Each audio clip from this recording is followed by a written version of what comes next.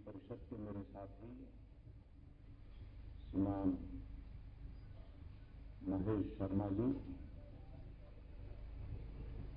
केंद्र में मंत्रिपरिषद के मेरे साथी श्रीमान महेंद्रनाथ पांडेय जी, श्रीमती अनुप्रिया पटेल जी, उत्तर प्रदेश सरकार के मंत्री श्रीमान ब्रह्मशंकर त्रिपाठी जी, बनारस हिंदू विश्वविद्यालय के कुलपति श्री गिरीश चंद्र त्रिपाठी जी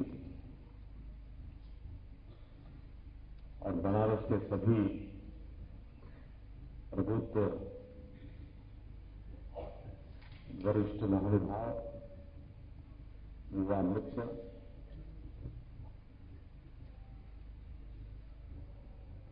आज यहां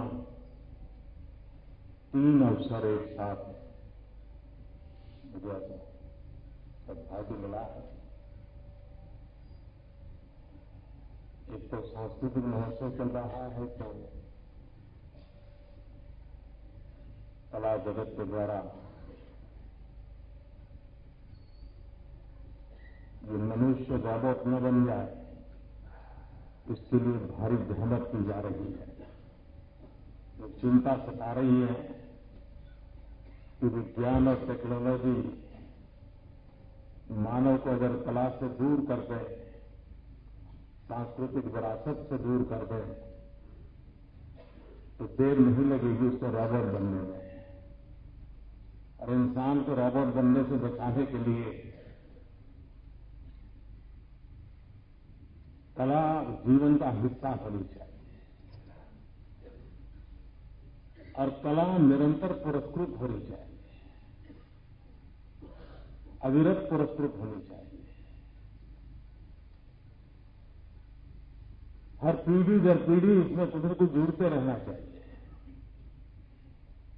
और जुड़ना भी वो हो जो आगे के रास्ते भी खोलने वाला हो।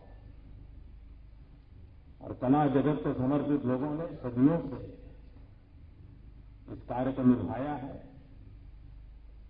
आज यहां चाणक्य नाट्य का भी मंचन होने जा रहा है। मोटा मोटा मुझे याद है, शायद मैं गलती करता हूं कि कलाकार उसको ठीक कर लेंगे।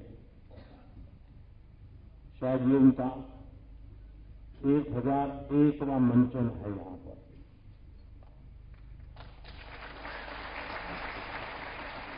और मुझे याद है कि उनका जो पहला मंचन हुआ था उस दिन मैं मौजूद था।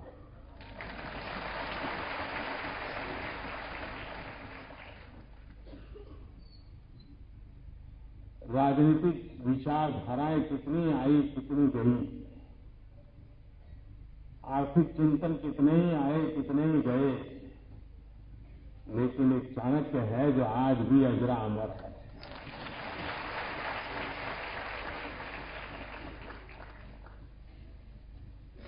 सदियों पहले एक महापुरुष कितना दूर का देख सकता है।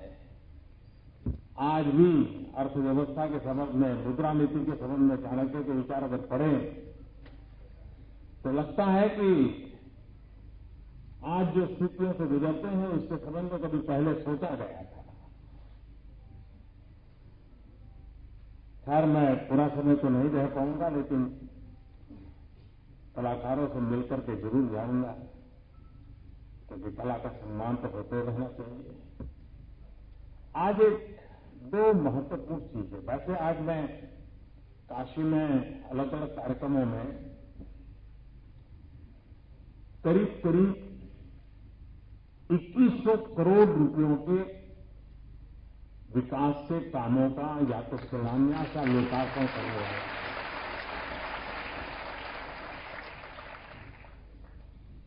आज यहां बीचों में जिसका शिलान्यास हो रहा है, बहुत कम लोगों को कल्पना होगी कि इससे आने वाले दिनों में कितनी बड़ी सेवा होने वाली है। हमारे देश में जब भी कैंसर की चर्चा होती है तो मुंबई के टाटा रिसर्च इंस्टीट्यूट पर ध्यान जाता है। भारत सरकार के द्वारा योगदान से वो इंस्टीट्यूट चलती है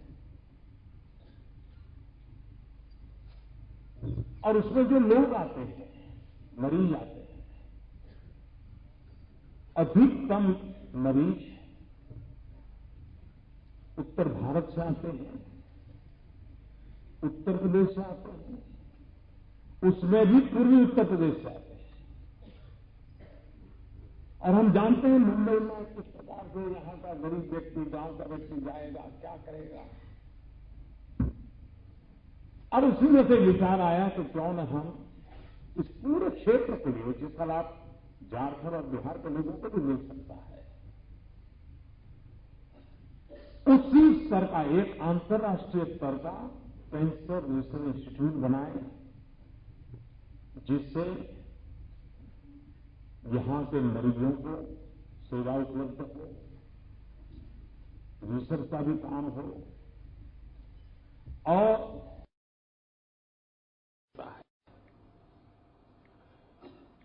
उसी स्तर का एक अंतर्राष्ट्रीय स्तर का कैंसर रिसर्च इंस्टीट्यूट बनाए, जिससे यहां के मरीजों को सेवा उपलब्ध हो, रिसर्च का भी काम हो और भारत सरकार इसकी देखभाल करे, ताकि टाटा इंस्टीट्यूट जैसा चलता है उसी लेवल का, एक इंटरनेशनल लेवल का ये इंस्टीट्यूट निर्माण हो। आज उसका शिलान्यास अभी हुआ।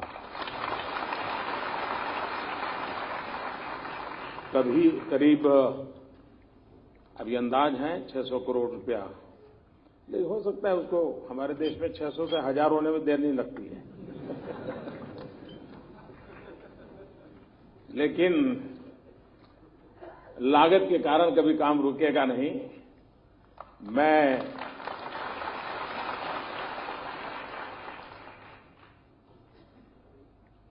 बनारस हिंदू यूनिवर्सिटी का भी आभारी हूं कि उन्होंने इस काम के लिए 10 एकड़ भूमि आवंटित करने के लिए सहमति जताई। तो एक बहुत बड़ा सेवा का काम इससे होगा। आज दूसरा भी एक काम हो रहा है कि यहां पर जो हमारा मेडिकल इंस्टीट्यूट चल रहा है, उस इंस्टीट्यूट के लिए भी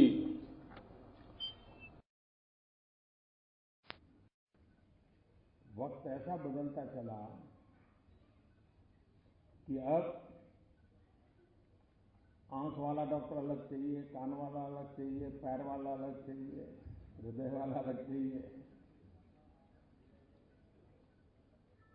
तो कभी वो भी दिन आएगा कि बाएं हाथ वाला अलग होगा, दाहिने हाथ वाला अलग होगा।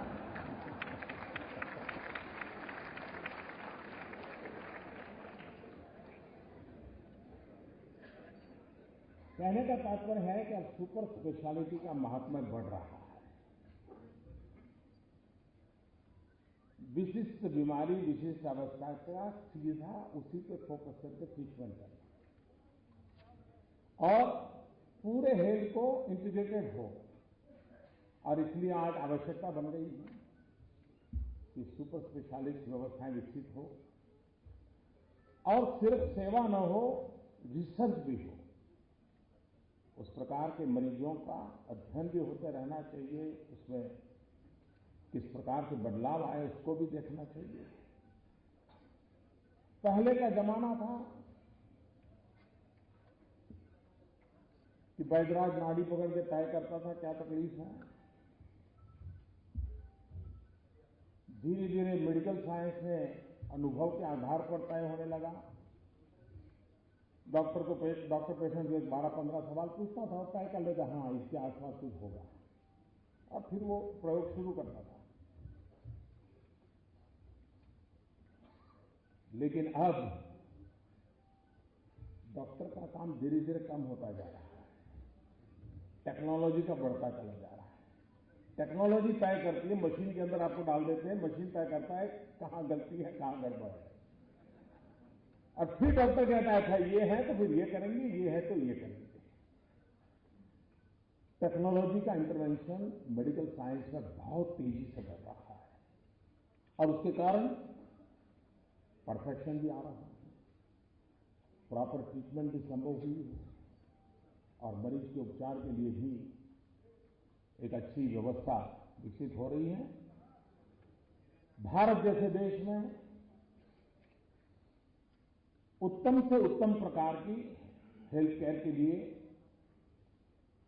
हम सक्षम हैं। हमारे पास जो ह्यूमन रिसोर्स हैं, दुनिया के जो समृद्ध देश हैं, वहां भी भारत के डॉक्टरों की आज भी उन्हीं की आवाज सुनी जाती है। कितनी ताकत है।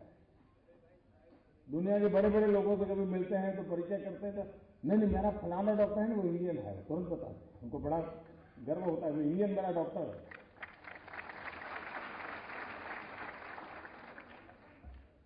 और इसलिए हमारे पास ह्यूमन रिसोर्स कैपेबिलिटी जिसको कहें बहुत है, लेकिन हमें गरीब से गरीब व्यक्ति को सस्ते से सस्ती और सही दवाएं कैसे उपलब्ध हो, इस दिशा में हम बहुत आग्रहपूर्वक काम कर रहे हैं। हेल्थ इंश्योरेंस से लेकर के हेल्थ एश्योरेंस पर हम बल दे रहे हैं।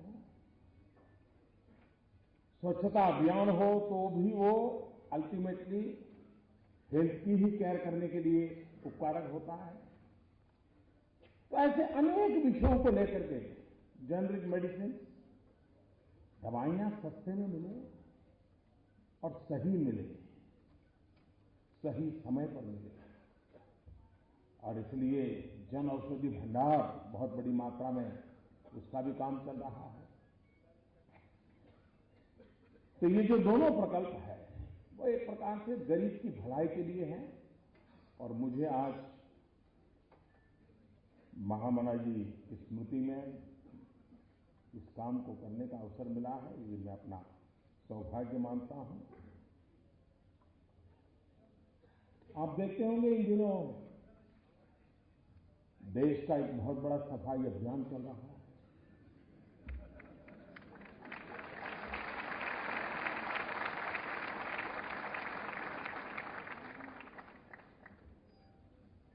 अगर गंदगी का बड़ा ढेर हो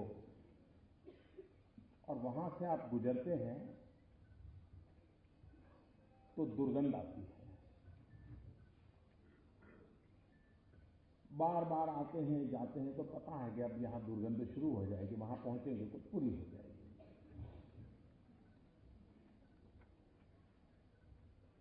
और एक सीमा में दुर्गंध महसूस होती है, उससे ज्यादा फिर महसूस नहीं होती। लेकिन जब उस देह की सफाई शुरू करते हैं तो गंध इतनी ज्यादा महसूस होती है कि वहां से गुजरना मुश्किल हो जाता है।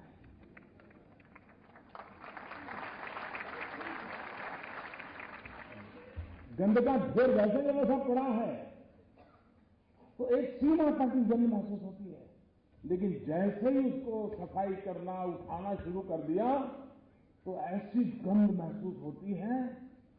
आजकल आप देख रहे होंगे कैसी कैसी गंध महसूस हो रही है।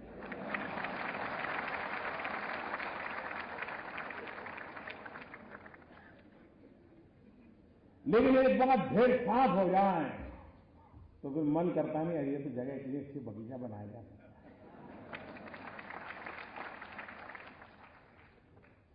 शांत इतने सालों का ढेर गंध भरी पड़ी है,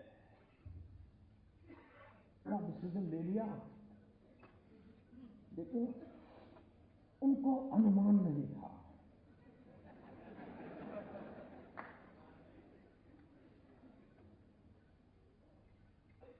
ये बात सही है कि बहुत सी चीजों का मैंने अनुमान किया था, लेकिन एक चीज का अनुमान करने में विफल हो गया मैं नहीं कर पाया।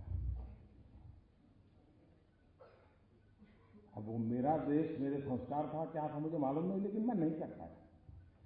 मैंने जब ये पूरा काम के लिए दिमाग खपा रहा था, योजना बना रहा था, कभी सोचा नहीं था कि देश के राजनेता कुछ और कुछ राजनीतिक दल हिम्मत के साथ बेईमानों के साथ खड़े हो जाएंगे।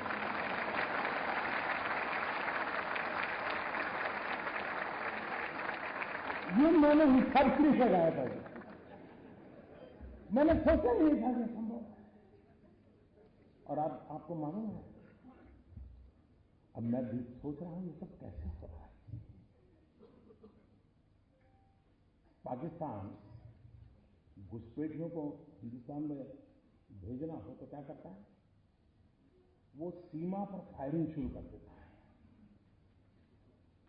तो फिर हमारी फौज भी बिजी हो जाती है उसके साथ, तो इधर उधर चलती रहती है आमने सामने, और लपक करके वो घुस जाते हैं।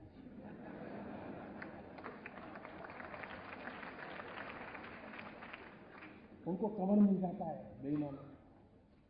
इन दिनों संसद में आपने देखा होगा, तू मन है। तो इन लोगों को पीछे से, मुझे अब समझ आया ये होहल्ला किसकी भलाई के लिए किया जा रहा है। पुराने जमाने में देखा होगा आपने, मेले होते मेले, उसमें पिक पॉकेटर आते हैं, क्योंकि उनको लगता है ये सबसे बढ़िया जगह है, एक दिन में ज्यादा बिक्री कमाई हो सकती है। जेब कतरे आ जाते हैं, लेकिन वो बड़े चापा चालाक करते हैं। वो जेब कतरा जेब काटेगा तो उसका जो साथी दूर खड़ा है उसको पता चलता है अब काम हो गया, तो उधर की तरफ दौड़ता है, ये चोर भाग रहा है, तो पुलिस सब वहां भागेगी और वो जेब कतरा आराम से उधर से निकल जाएगा।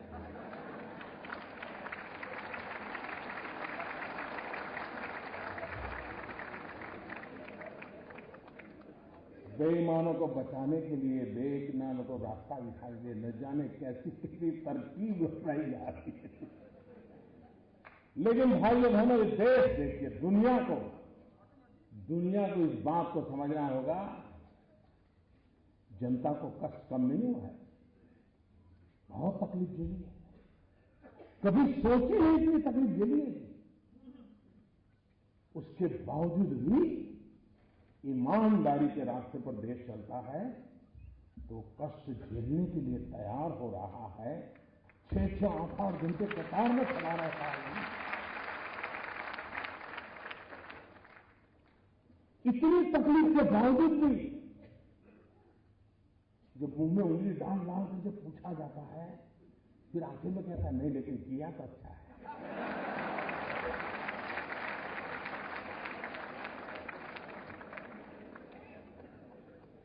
साथ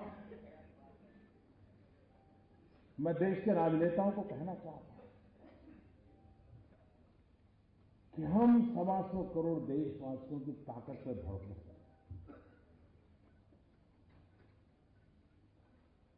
ऐसा सद्भाग्य नहीं मिल सकता कि जहां 125 करोड़ देशवासी अपने स्वार्थ के लिए नहीं, कहीं कुछ मिलता और कतार में खड़ा रहे हो तो अलग बात है। ये तो भाई देश का भला हो, कष्ट झेलूंगा, ऐसा साफ दुनिया में कहीं संभव नहीं होगा जी। इन 125 करोड़ देशवासियों को जितना नमन करे उतना कम है, जितना नमन करे उतना कम है। और जब जनता जनार्दन, तो स्वयं ईश्वर का ही अवतार होता है, और जनता जनार्दन के आशीर्वाद मतलब ईश्वर के आशीर्वाद होते हैं। और जिस सत्य के काम में ईश्वर के आशीर्वाद होते हैं, वो सत्य कभी भी ओझल नहीं हो सकता, वो सत्य उजागर के ही रहता है, वो परिवर्तन ला करके रहता है। और कुछ लोग विरोध करने में इतना अपना संतुलन खो देते हैं, मैं तो हैरान हो जाता हूं। इन दिनों अब इस पर तो बोल नहीं पाते, कह नहीं सकते कि काला धन नहीं है, कह नहीं सकते कि भ्रष्टाचार नहीं है, ये भी नहीं कह सकते कि जाना नहीं चाहिए, तो लेकिन कुछ तो बोलना है, तथा बोले। लेकिन बोलने में ऐसी गड़बड़ करते हैं जी। अब बताइए, हमारे पूर्व प्रधानमंत्री, जब मैं कह रहा हूं भाई समय की मांग है, बदलाव आना चाहिए। अब एक जमाना था, चांदी का रुपया होता था, वही करेंसी में चलता था। वक्त बदलते बदलते कागज का आ गया, चल रहा है कि नहीं चल रहा है। अब वक्त बदल रहा है तो टेक्नोलॉजी से ऑनलाइन बैंकिंग हो रहा है, आपके मोबाइल फोन में ही आपकी बैंक है। तो मैं तो कह रहा हूं कि भाई अब बिना जेब में नोटों के थप्पे भरे बिना भी काम हो सकता है। तो भारत के भूतपूर्व प्रधानमंत्री डॉक्टर मनमोहन सिंह जी, और लोगों को लगता है कि मनमोहन सिंह जी वित्त मंत्री थे, फाइनेंस हमारे देश के प्रधानमंत्री थे, लेकिन बहुत कम लोगों को मालूम है कि 1970-72 से वो देश की अर्थव्यवस्था की कोर टीम में हमेशा रहे हैं।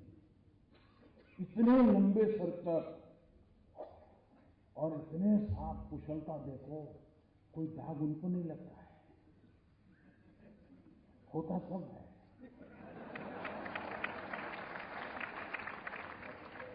उन्होंने अभी ऐसा कहा, जब मैं कैशलेस की बात करता हूं, उन्होंने कहा कि जिस देश में 50% लोग गरीब हो वहां ये टेक्नोलॉजी वगैरह कैसे हो सकता है। अब मुझे बताओ भाई, ये वो अपना रिपोर्ट कार्ड दे रहे हैं कि मेरा दे रहे हैं?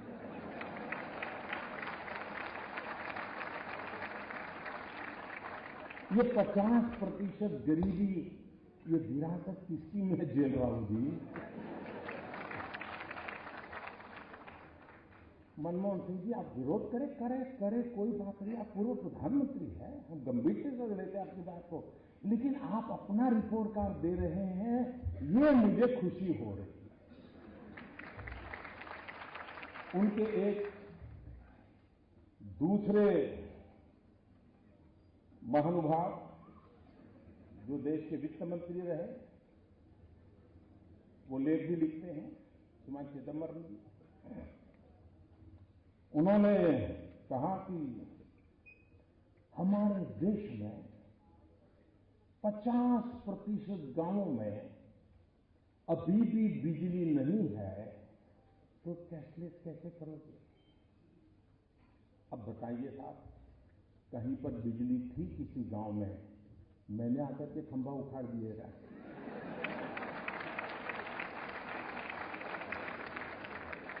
क्या मैंने आकर के तार काट दिया क्या?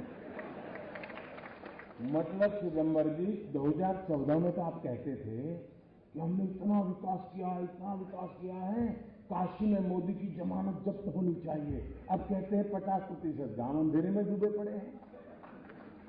ये मोदी का विरोध करने में, ये देखिए साहब, ये काशी का बच्चा है,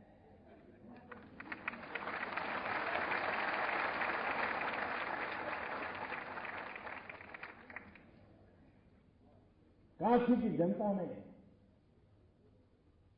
मुझे पाला,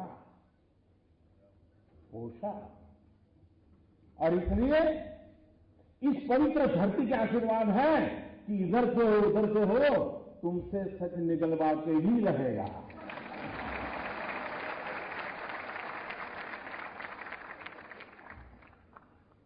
उनके एक युवा नेता हैं, अभी भाषण सीख रहे हैं, ऐसा हो गया।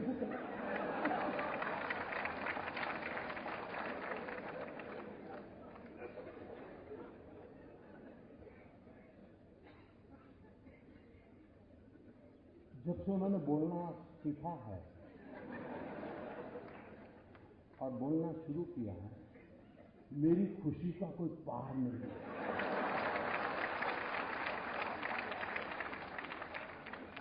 2009 में पता ही नहीं चलता था कि भाई इस पैकेट के अंदर क्या है, पता ही नहीं चलता था। अब पता चल रहा है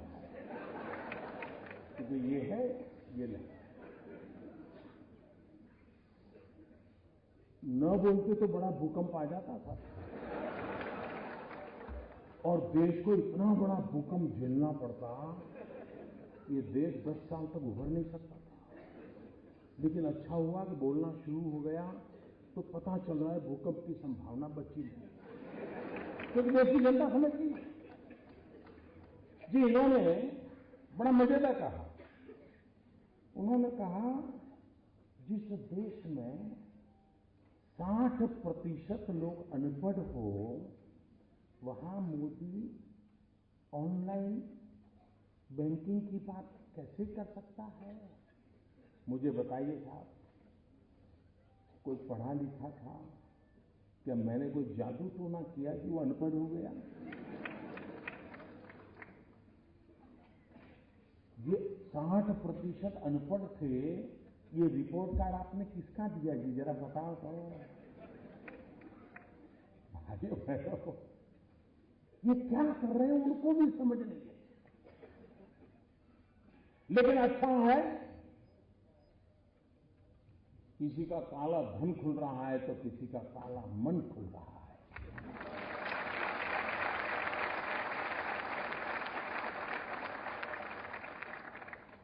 लेकिन देश साफ सुथरा होकर के, स्वच्छ होकर के सोने की तरफ तप करके निकलेगा, इस विश्वास के साथ में लगा।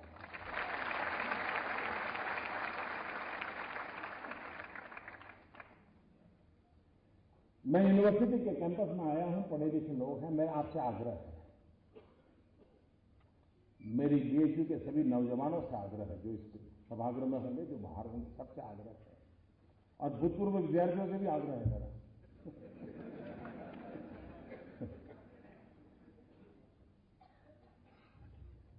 काला धन, भ्रष्टाचार की सफाई तो हो, लेकिन फिर से पनपे नहीं, इसकी भी व्यवस्था होनी चाहिए। इसमें मुझे आपकी मदद चाहिए, पढ़े लिखे नौजवानों, और वो मदद चाहिए कि हम ऑनलाइन बैंकिंग की और लोगों को तैयार करें। अब चाहे मोबाइल फोन से भी पेमेंट देकर के किया जा सकता है, चाहे मोबाइल फोन से पेमेंट लेकर के बेचा जा सकता है, हर चीज संभव है। आपके मोबाइल फोन में ही आपकी बैंक है, अगर आपका बैंक में खाता है, आप आराम से उसको ऐप को डाउनलोड करके कारोबार चला सकते हैं। हम जितना ज्यादा ये करेंगे, ये नोटों का खेल बंद होना शुरू हो जाएगा। और इसलिए भ्रष्टाचार, काले धन के खिलाफ की लड़ाई हमको जीतनी है। जाली नोट, उसको तो 8 नवंबर को ही उसको दफना दिया गया था। आतंकवाद, नक्सलवाद, माओवाद, नॉर्थ ईस्ट में इंसर्जेंसी, सारा कारोबार एक झटके में चौपट हो गया। बहुत बड़ी मात्रा में नक्सल लोग आजकल सरेंडर करने लगे हैं, क्योंकि खिलाएगा कौन? पुरानी नोट तो चलती नहीं है। भाइयों बहनों, कुछ निर्णय ऐसे होते हैं कि जो समाज जीवन में एक बहुत बड़ा बदलाव लाते हैं, और कुछ लोगों को विरोध करना है। आप हैरान होंगे साहब, देश की सेना के जवान मौत को मुट्ठी में लेकर के पाकिस्तान में जाते हैं, आतंकवादियों से भिड़ते हैं, उनका खात्मा बुला करके वापिस आते हैं, जिंदा लौट करके आते हैं। कुछ लोगों को उसकी भी परेशानी हो गई कि सर्जिकल स्ट्राइक हुआ था कि नहीं हुआ था, बता। फिर उनको लगा कि देश का मिजाज अलग है, तो फिर चुप हो गए। देश की इंस्टीट्यूशंस को इस प्रकार से माहौल बनाना कितना शोभा देता है क्या? लेकिन मुझे विश्वास है मेरे प्यारे भाइयों बहनों, और काशी की धरती पर से मुझे जो आशीर्वाद मिले हैं, नई ताकत मिली है, मुझे विश्वास है कि देश जिन इरादों को लेकर के हमारा साथ दे रहा है, उन इरादों को पूरा करने में हम कोई कसर नहीं छोड़ेंगे। बहुत बहुत धन्यवाद।